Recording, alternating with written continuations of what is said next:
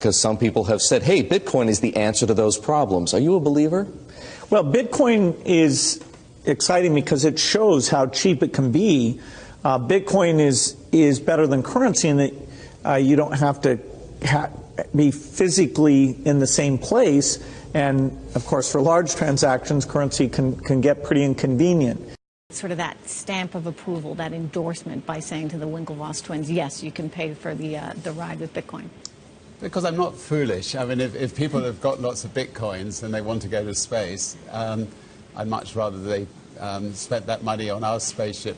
Whether I keep it in Bitcoins is another matter. But I'd much rather they spent that money on a Virgin Galactic spaceship than on, you know, Elon will be sending people to space one day on Elon's spaceship. So we'll grab the money while it's there. Elon versus Richard. When will people be able to go to space? Well, it's been tough. Getting the rockets finished has been tougher than we thought. But when we were building two separate rockets, both came good 2 months ago. Since the spaceship is ready, the mothership's ready, the spaceport's ready, now the rockets are finished. We're now, over the next 2 months, we'll start our aerial flights and then our flights into space. So early next year, we'll finally be up and away. People will get around it. We're talking about a decentralized world, a decentralized process where peer-to-peer activity is common. You cannot legislate that. Well, you can, but then how are you going to enforce it? You'd have to have an enforcer in everybody's home. Well, we can't do that. So yes, they will enact legislation. People will get around it. More legislation will be enacted. People will get around it. But in the end, governments will lose because the power of this technology supersedes and is way above the power of centralized government. Bitcoin and things like it is the equivalent of the red pill. Okay?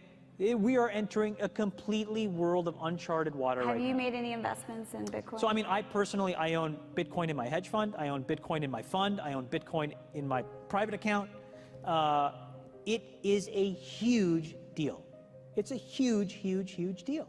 Because what you're talking about right now is for the next 3 to 5 years, an unbelievably better store of value. It is gold 2.0. Bitcoin, there is no Bitcoin company. There is no Bitcoin building. There's not even a Bitcoin server anywhere that you could shut down. It is completely distributed.